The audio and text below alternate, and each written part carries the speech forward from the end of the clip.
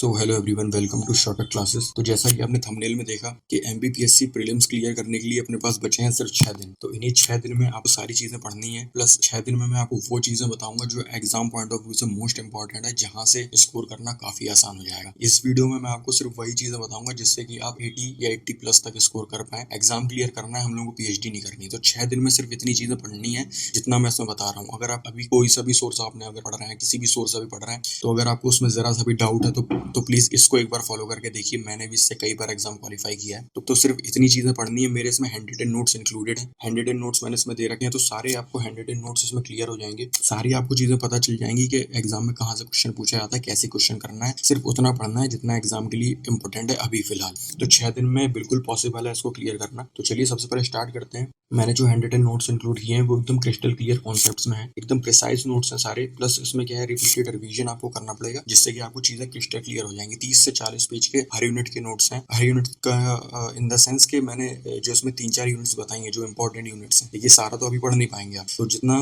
3-4 units इसमें जो important है उनके आपको 30 से 40 पेज के नोट्स पढ़ने हैं। बार बार उसी को रिवाइज करना है। तो चीजें आपको जिससे कि क्रिस्टल क्लियर हो जाए और वहां पर एमसीक्यूज आपसे एकदम सही टिक हो, कोई प्रॉब्लम ना है। तो क्या है कि हम लोगों को सबसे पहले देखना है यूनिट 1। यूनिट 1 में एंशिएंट हिस्ट्री में जो नए टॉपिक्स इंक्लूड किए हैं वो इन नोट्स मैंने इंक्लूड कर दिए हैं। प्लस मेडिवल हिस्ट्री अभी नहीं देखनी है। अगर आपको कुछ टर्म्स एंड टर्मिनोलॉजीज अगर याद है तो उन्हीं को आप 1-2 बार रिवाइज कर लीजिए।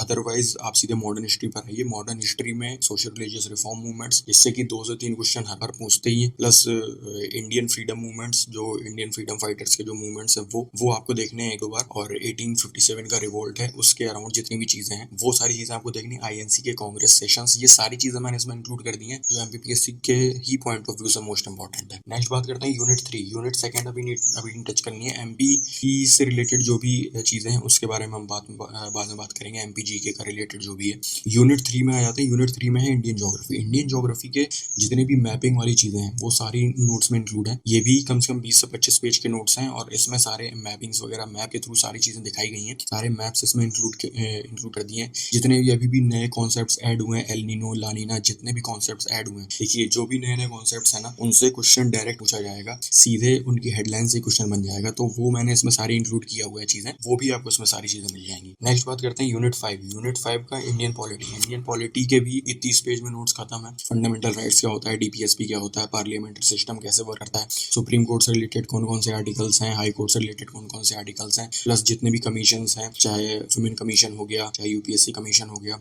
कैग डिपार्टमेंट हो गया, ये सारी चीजें इसमें इंक्लूड की हुई हैं जिससे कि आपको वन स्टॉप सॉल्यूशन मिल जाएगा, सारी चीजें क्लियर हो जाएंगी। नेक्स्ट बात करते हैं यूनिट 6। यूनिट 6 में इंडियन इकोनॉमी। इंडियन इकोनॉमी इस बार काफी ज्यादा रोल प्ले कर रहा है क्योंकि ये भी नया सिलेबस ऐड हुआ है। तो इसमें काफी प्रिसाइज नोट्स मिलेंगे आपको। इंडियन ज्योग्राफी में जितनी चीजें पढ़नी है सिर्फ इतनी सफिशिएंट चीजें हों जिससे आपका एग्जाम क्लियर करने में काफी हेल्प हो सके। ठीक है, नेक्स्ट हम लोग बात करते हैं यूनिट 6। यूनिट 6 में यूनिट 7 में हम लोगों को देखना है science and tech and environment. तो साइंस एंड टेक में भी सिर्फ उतनी चीजें पढ़नी है। ये नहीं कि फिजिक्स में आपने बहुत डीप में चले गए, बहुत डीप में पढ़ने लग गए। तो सिर्फ थोड़े से नोट्स हैं, थोड़े से पेजेस आपको पढ़ने हैं, उन्हीं को 2 से 3 बार रिवाइज करना है। श्योर शॉर्ट गारंटी है कि आप 75 प्लस नहीं तो 85 प्लस क्वेश्चंस करेंगे ही करेंगे। बाकी आप वहां पर माइंडसेट डिपेंड करता है।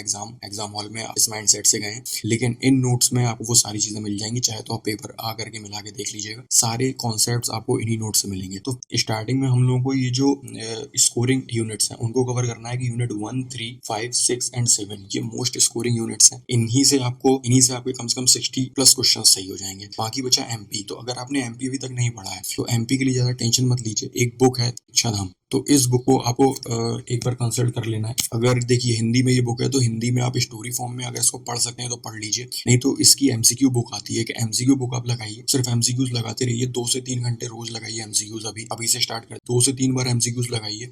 इसके जितने भी एक टॉपिक उठाइए, उसके 2 से 3 बार एमसीक्यूज स्टार्ट कर दीजिए लगाना। तो एमसीक्यूज अगर आप लगाते रहेंगे बार बार, तो उससे आपका कॉन्फिडेंस भी बिल्ड होगा। प्लस इसके एमसीक्यूज से बाहर मुझे नहीं लगता कि कोई क्वेश्चन पूछा जाएगा। और आप जितने भी अभी ये जो टॉपिक्स ऐड हुए हैं वो ऑलरेडी इंक्लूडेड थे, बस उसकी यूनिट अलग कर दी गई है कि यूनिट 10 में वो टॉपिक्स इंक्लूड कर दिए हैं। तो आपको उसके लिए अलग से कुछ नहीं देखना है। यही जो आप एमपी पढ़ रहे थे वही पढ़ना है। उसी का आपको ट्राइब्स एंड कल्चर पढ़ना है, एमपी ज्योग्राफी पढ़ना है, एमपी पॉलिटी और एमपी इकोनॉमी। ये सारी चीजें इसी बुक में मिल जाएंगी। तो आपको इसकी एमसीक्यू बुक लगा लीजिए, थ्योरी अभी मत पढ़िए, एमसीक्यू बुक लगा लीजिए। थ्योरी पढ़ सकते हैं तो पढ़ लीजिए, अदरवाइज एमसीक्यू बुक से सारी चीजें क्लियर हो जाएंगी। सिर्फ एमसीक्यूज लगाने हैं। ट्राइब्स और कल्चर आपका क्लियर हो जाएगा, एमपी ज्योग्राफी भी क्लियर हो जाएगी, पॉलिटी और इकोनॉमी। पॉलिटी और इकोनॉमी। अब क्या बात अब जो चीजें बची हैं, देखिए ये सारी चीजें जितनी है वो मेरे नोट से आपको कवर हो जाएंगी। जितने भी मोस्ट इंपॉर्टेंट टॉपिक्स हैं वो आपको मेरे नोट से कवर हो जाएंगे। बाकी जो चीजें बची हैं वो आप इस बुक से आपके क्लियर हो जाएंगी, परीक्षाराम बुक से सारी चीजें क्लियर हो जाएंगी। तो अभी अगर आपको कोई भी डाउट रह जाता है तो प्लीज कमेंट सेक्शन में आप पूछ सकते हैं। अदरवाइज मैंने जो अपने नोट्स का लिंक है वो नीचे डिस्क्रिप्शन में दे दिया है, वहां पर आप टेलीग्राम में मैसेज करेंगे तो आपको पीडीएफ अवेलेबल हो जाएगी। देखिए ये पीडीएफ आप जरूर ले लीजिए, क्योंकि आपको भी 6 दिन बचे हैं और 6 दिन में बहुत कुछ किया जा सकता है। 6 दिन में आराम से एग्जाम क्वालिफाई हो सकता है। अगर आप इसी को मल्टीपल रिवीजन के थ्रू अगर आप करते हैं तो ये चीजें आराम से क्वालिफाई हो जाएंगी। आपको कहीं पे भटकने की जरूरत नहीं है। एक सोर्स पे स्टिक करिए। ये नोट्स अभी आप लीजिए, जीरो से स्टार्ट कीजिए। अभी अगर कोई भी तैयारी नहीं हुई है, इन्हीं नोट्स को 2 से 3 बार, 4 बार, 5 बार, जितनी बार आप पढ़ सकें उतनी बार पढ़िए। एग्जाम आपका श्योर शॉट है कि आप प्लस मार्क्स क्लियर करेंगे, इसकी मैं गारंटी लेता हूँ। नीचे आप कमेंट सेक्शन में आकर के, चाहे तो आप नीचे कमेंट सेक्शन में आके 23 जून को ही एग्जाम देने के बाद आप उसमें कमेंट करके बताइएगा कि कितने क्वेश्चंस आए। डेफिनेटली गारंटी है कि आपको इसमें से 70 प्लस क्वेश्चंस देखने को मिलेंगे सिर्फ नोट्स में से। बाकी आप वहाँ पर माइंड सेट है कि आप कैसे वहाँ पर क्वेश्चंस को डील करते हैं। So thank you so much video में बने रहने के लिए। Please like and subscribe.